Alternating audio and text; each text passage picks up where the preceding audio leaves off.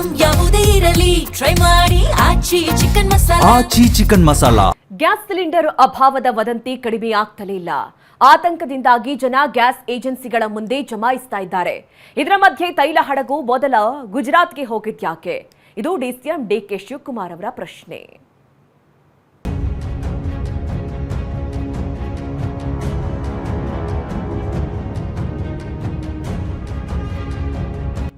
Gulf ರಾಷ್ಟ್ರಗಳಲ್ಲಿ ನಡೀತಾ ಇರೋ ಯುದ್ಧದಿಂದ ಭಾರತದಲ್ಲಿ ಗ್ಯಾಸ್ ಸಿಲಿಂಡರ್ಗೆ ಡಿಮ್ಯಾಂಡ್ ಹೆಚ್ಚಾಗಿದೆ. ರಾಜಧಾನಿಯಲ್ಲಿ ದಿನೇ ದಿನೇ ಗ್ಯಾಸ್ ಸಮಸ್ಯೆ ಬಿಗಡಾಯಿಸ್ತಾ ಇದೆ. ಗ್ಯಾಸ್ ಸಿಲಿಂಡರ್ ಅಭಾವ ವದಂತಿ, ಏಜೆನ್ಸಿ ಮುಂದೆ ಜನಜಂಗುಳಿ. ಖಾಲಿ ಸಿಲಿಂಡರ್ ಹಿಡಿದು ಬಿಸಿಲಲ್ಲೇ ಕ್ಯೂ ನಿಂತ ಸಾವಿರಾರು ಜನ.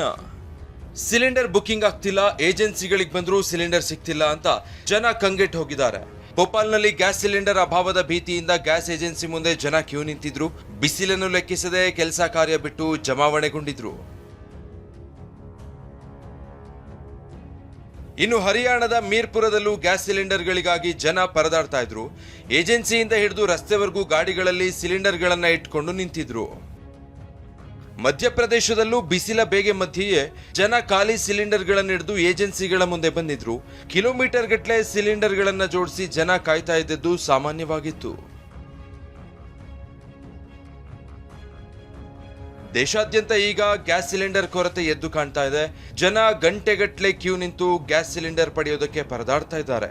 ಈ ವೇಳೆ ಭದ್ರಾಪುರ ಎಂಬಲ್ಲಿ ಗ್ಯಾಸ್ ಸಿಲಿಂಡರ್ಗಾಗಿ ಸರದಿಯಲ್ಲಿ ನಿಂತ ಭಾರತೀಯ ನಾಗರಿಕರೊಬ್ಬರು ಗ್ಯಾಸ್ ಸಿಲಿಂಡರ್ಗೆ ಕೈ ಮುಗಿದು ಪೂಜೆ ಮಾಡ್ತಾ ಇರುವ ವಿಡಿಯೋ ಈಗ ವಿಶ್ವಾದ್ಯಂತ ವೈರಲ್ ಆಗಿದೆ.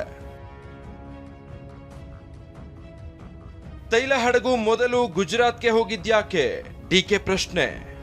ಇನ್ನು ದೇಶಾದ್ಯಂತ ಕಮರ್ಷಿಯಲ್ ಸಿಲಿಂಡರ್ ಕೊರತೆ ಆಗಿದೆ. ಗ್ಯಾಸ್ ಬಿಕ್ಕಟ್ಟು ಎದುರಿಸೋದಕ್ಕೆ ಕೇಂದ್ರ ಸರ್ಕಾರ ಕೈಗಾರಿಕೆಗಳಿಗೆ 20% ಹೆಚ್ಚುವರಿ ಸಿಲಿಂಡರ್ ವಿತರಣೆಗೆ ಆದೇಶಿಸಿದೆ. ಈ ನಡುವೆ ಮತ್ತೊಂದು LPG ಹಡಗು ಭಾರತ ತಲುಪಿದೆ.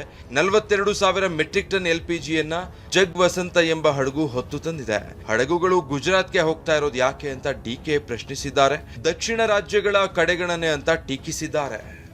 ಒಂದು ಅಲ್ಲಿಗೆ ಹೋಗ್ಬೋದಾಯ್ತು, ಒಂದು ಅಲ್ಲಿಗೆ ಆ ಕಡೆ ಕೊಟ್ಕೊಂಡು ಒಂದು ಕೆಳಗಡೆ ಮಾಡ್ಬೋದಾಯ್ತು. ಸೊ ದಕ್ಷಿಣ ಭಾರತವನ್ನೇ ಅವರು ನಾವು ಯಾರು ಇಲ್ಲಿ ತಮಿಳುನಾಡಲ್ಲಿ, ಕೇರಳಲ್ಲಿ, ಕರ್ನಾಟಕದಲ್ಲಿ, ಆಂಧ್ರಲ್ಲಿ, ತೆಲಂಗಾಣಲ್ಲಿ ಅವ್ರದ್ದೇನು ಇಲ್ಲಿ ಇಲ್ಲ ಅಂತ ಹೇಳಿ ನಮ್ಮ ದಕ್ಷಿಣ ಭಾರತವನ್ನ ಈ ರೀತಿ ಈ ದೃಷ್ಟಿಯಿಂದ ಕೆಟ್ಟ ದೃಷ್ಟಿಯಿಂದ ಇವತ್ತು ನೋಡ್ತಾ ಇದ್ದಾರೆ. ಸಿಲಿಂಡರ್ ಅಭಾವ, ವಿದ್ಯುತ್ ಬಳಕೆ ಹೆಚ್ಚಳ. ಅತ್ತ ಗ್ಯಾಸ್ ಸಿಲಿಂಡರ್ ಸಮಸ್ಯೆ ಎದುರಾಗಿದ್ರೆ ಮತ್ತೊಂದು ಕಡೆ ಕರೆಂಟ್ ಸ್ಟವ್ ಬಳಸೋರ ಸಂಖ್ಯೆ ಹೆಚ್ಚಾಗಿದೆ. ವಿದ್ಯುತ್ ಬಳಕೆ ಹೆಚ್ಚಾಗ್ತಾ ಇದೆ. ಗ್ಯಾಸ್ ಲಭ್ಯತೆ ಬಗ್ಗೆ ಅಂಕಿ ಅಂಶ ರಿಲೀಸ್ ಮಾಡಿ ಅಂತ ಅಜ್ಜಂಪೀರ್ ಖಾದ್ರಿ ಆಗ್ರಹಿಸಿದ್ದಾರೆ. Bureau report, TV9.